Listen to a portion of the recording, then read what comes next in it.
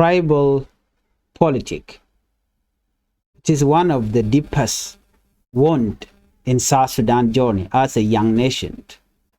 What began as a hope for unity and independence has too often turned into a battle of tribe and power. Instead of serving the people, many leaders serve their own tribe. Decisions are made not by what is right, but by who belong where. And the result, distrust, corruption, and endless cycle of violence. No country can move forward when its people are divided by bloodline instead of vision. Tribal politics weaken nation from within. It turns neighbors into enemies and progress into chaos. But it doesn't have to stay that way. A new generation is rising.